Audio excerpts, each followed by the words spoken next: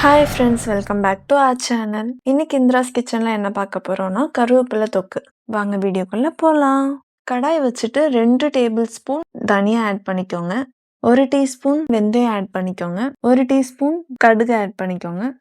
இந்த வீடியோ உங்களுக்கு பிடிச்சிருந்தா மறக்காமல் லைக், ஷேர் அண்ட் சப்ஸ்கிரைப் பண்ணுங்கள்.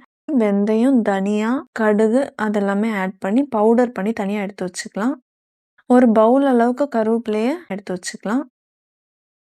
மறுபடியும் கடாய் வச்சுட்டு கருவேப்பிலையை ஃபுல்லாக போட்டு நல்லா வறுத்துக்கோங்க. கருவேப்பிலை உடையிற அளவுக்கு இருக்கணும். இந்த பவுடரில் வறுத்த கருவேப்பிலையும் ஆட் பண்ணி இதையும் அரைச்சி பவுடராக எடுத்து வச்சுக்கலாம். லெமன் அளவுக்கு புளி ஆட் பண்ணிக்கலாம்.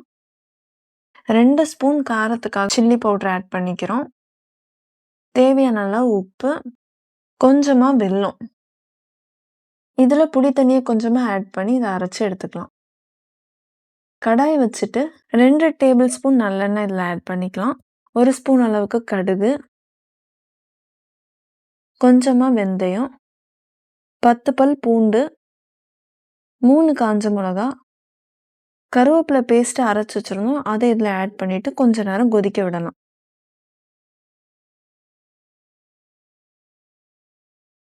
கருவேப்பிலை தொக்கு ரெடி. சாப்பாடோடு வச்சு சாப்பிட்டு பாருங்கள். நீங்களும் ட்ரை பண்ணி பாருங்கள். நெக்ஸ்ட் வீடியோவில் பார்க்கலாம்.